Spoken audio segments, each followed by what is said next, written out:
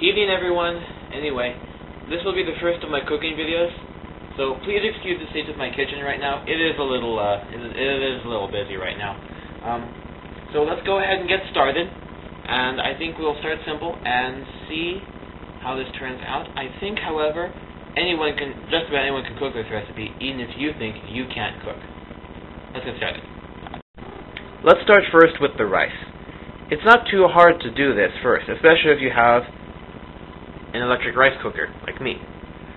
So I recommend that if you're going to do this, go out and buy one.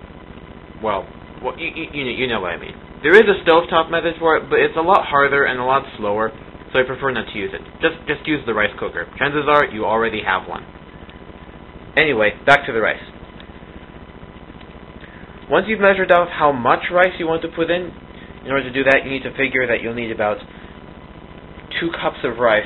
That'll feed about 3 or 4 people. And I'm feeling pretty hungry, and I'm also trying to make for a lot of people, so I'm going to use a bit more rice than is necessary. Let's get started with the rice then. First of all, you should probably wash the rice, I'm guessing. In order to do that, you put it in the sink, like so.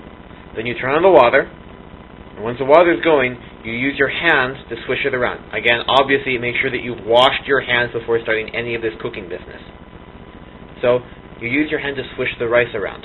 Then, when you swished it around a few times, make sure that you tilt it carefully and pour the water out. Just right here. The water should come out clear, or at least mostly clear, in order to get all the talcum powder off. That's when you know the rice is ready to be put on the cooker. Now you're basically all set. Sorry about that. Sorry guys. Sorry. Anyway, now you're basically all set. You just put the cover on, turn it to cook, and plug it in. It's going. Anyway, now on to the next part. Now, it's my opinion that there really should be snacks whenever you're cooking. You're going to get hungry, and even though you are going to eat later, you should have something to keep yourself from eating too much of whatever you're cooking. So in my case, I prefer fruit, but things like chips and all that usually work. So in this case, here's my snack. Oh, sorry about that. But I wanted to make sure I had a little something in me before I started making actually dinner. I'm sorry, I get hungry a lot. Anywho, let's move on. I'm only going to be using 2 other things for this basic meal, and then I'll show you what to do with the leftovers. But, unfortunately, I haven't had time to run to the market, so we're going to have to use the old standby. Good old-fashioned frozen vegetables. Don't worry, I'll show you how to turn these into something tasty. And, for the main course today, pork chops. Trust me, they don't look like much now, but even you can turn these into something tasty. Please don't take that as an insult. You know what I mean. It's really not that hard. Okay, so here's everything you'll need for the next steps. Don't worry, I'll be going over everything later. We'll just take this step by step.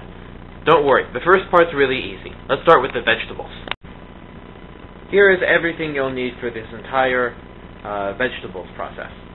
First, you'll need some minced garlic and a way to add it, some soy sauce, some black pepper, just like table pepper really, the vegetables themselves, and I like to use olive oil cooking spray. Again, all this can be found at your local supermarket. First, spray the pan carefully with the cooking spray, like so. That's more than enough, really. Next, add in the desired amount of vegetables you want from the bag, and then spray again with another layer of cooking oil. I like to use cooking chopsticks when I cook, but it's really a personal preference. You can use a large, I do mean large, like, say, yay big, spoon or fork for anything you want to do. Now, let's turn on the heat. I like to cook really quickly, and this is stir-fry we're talking about, so we have to go to high heat for that. So, let's try this. You turn on your oven to high heat, and then, first, obviously, you have to wait for it to get hot enough. When it starts to sizzle, you know that it's time to start stirring quickly. Now that the vegetables are sizzling, it might help to start adding some things to them, as you don't want them to burn quickly. All in all, the process should not take any more than 5 minutes. In fact, they almost look halfway done. So let's add in the pepper and the garlic. Using a spoon, you can add in the garlic like so.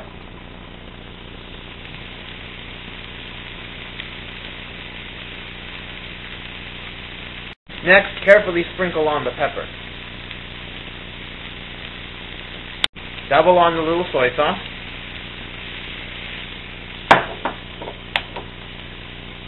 And stir.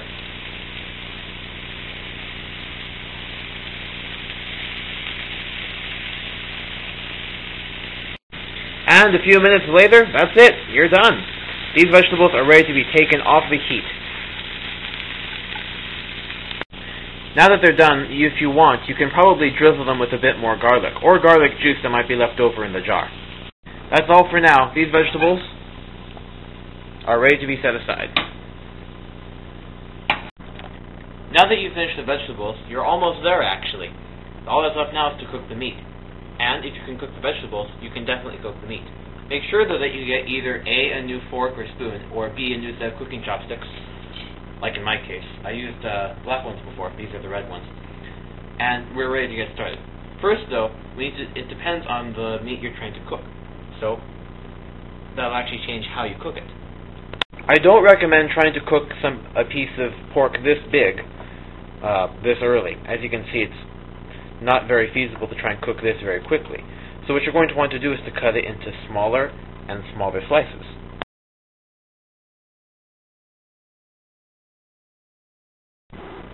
With the pork all done, the only thing left now to do is to set it in the pan to cook. And then I'll show you what to do with the leftovers, which is kind of another story entirely. You'll need a larger pan this time around, and as before, coat with a good layer of cooking spray. The concentric circle-like pattern, yeah. Once you've carefully scraped the pork into the pan, it's time to turn the heat to high again.